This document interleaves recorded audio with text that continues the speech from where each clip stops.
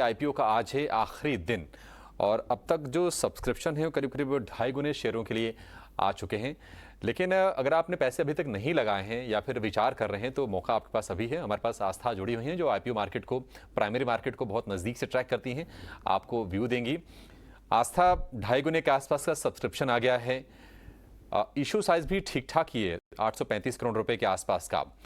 आपका क्या व्यू है, इसमें पैसे लगाने हैं या फिर नहीं लगाने हैं? देखिए, हम लोग सब्सक्राइब की रेटिंग दे रहे हैं लिस्टिंग गेन के लिए और लॉन्ग टर्म के लिए। हो सकता है लिस्टिंग गेन बहुत बड़े ना हो, तो एकदम नॉमिनल लिस्टिंग गेन का विचार है तो रखिए, और अगर लॉन्ग टर्म का भी विचार है तो भी इसमें लगाया जा सकता है। अब अगर मैं कंपनी के फंडामेंटल्स की बात करूं तो कंपनी एक तरह से ग्लोबल मैन्युफैक्चरर है इंजीनियरिंग सॉल्यूशंस और सिस्टम्स का, और उसके अलावा वो हिचेस मतलब इनका एक जो प्रोडक्ट है वो है 3PL, 3 पॉइंट लिंकेज।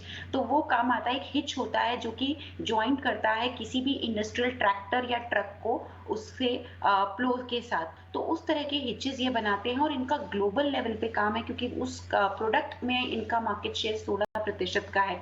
दूसरा, और ये प्रिसिशन मशीन कंपोनेंट्स भी बनाते हैं जो बाकी की इंडस्ट्रियल मशीनरी के काम में आते हैं, छोटे मोटे पार्ट्स, उसमें भी इनका मार्केट शेयर 5 से 6% है। कंपनी का क्लाइंटेल काफी स्ट्रॉन्ग है और इस तरह की कंपनियों के लिए जरूरी है कि इनका कस्टमर बेस इनके साथ कितने सालों से जुड़ा हुआ है। तो बड़े बड़े ग्लोबल कंपनियों के नाम है, ऑटोमोबाइल नाम, बड़े बड़े यनमार इनके साथ जुड़ा हुआ है, टेफे इनके साथ जुड़ा हुआ है। तो और 10-10 साल से ये जुड़े हुई कंपनियां हैं। मुझे कंपनी पसंद आती है, फाइनेंशियल पैरामीटर्स पे भी काफी ज्यादा सॉलिड है, वैल्यूएशन भी ठीक ठाक है। Bharat Forge, Balkrishna Industry, Ramkrishna Forgings इनके पेयर्स हैं, उनके हिसाब से अगर मैं कंपेयर करूं तो वैल्यूएशन भी ठीक ठाक है। एक ही नेगेटिव लगता है, कंप्लीट ऑफर फॉर सेल है और यहाँ पे एग्जिट हो रहे हैं सेलिंग शेयर होल्डर्स, वो एक थोड़ा सा नेगेटिव पॉइंट हो सकता है। बाकी ओवरऑल ठीक है। तो बहुत ही बड़े लिस्टिंग गेन की उम्मीद ना करते हुए नॉमिनल लिस्टिंग गेन और लॉन्ग टर्म गेन के लिए सब्सक्राइब करने की रिकमेंडेशन है यूनिपार्ट्स इंडिया के आईपीओ को। 15-20% का लिस्टिंग गेन मिल जाएगा?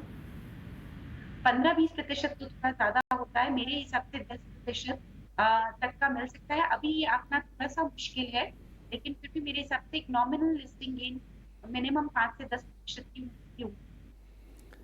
ठीक है, ज़्यादा उम्मीद मत लगाइए क्योंकि पूरी तरह से ये ओएफए से, यानी कि जो मौजूदा निवेशक हैं वो अपनी हिस्सेदारी बेचकर कंपनी से निकलेंगे और उसके चलते ही ये आईपीओ ये लाया जा रहा है 850 करोड़ रुपए के आसपास का। लेकिन लॉन्ग टर्म के प्रॉस्पेक्ट्स अच्छे हैं और जो पेयर्स हैं उन कंपनियों की ग्रोथ अच्छी है, तो उम्मीद ये करनी चाहिए कि इस कंपनी के लिए भी आगे का जो भविष्य होगा वो ठीक ठाक होगा। तो आस्था पूरी तरह से इंसाइक्लोपीडिया की तरह आपको सारे के सारे डिटेल यूनिपार्ट्स आईपीओ इंडिया के आईपीओ से जुड़े, इसमें पैसे लगाने या नहीं लगाने हैं और आगे ग्रोथ के प्रॉस्पेक्ट्स कैसे होंगे, किस तरह का भविष्य होगा कंपनी का, उस पर भी आपको गाइडेंस मिल गई है।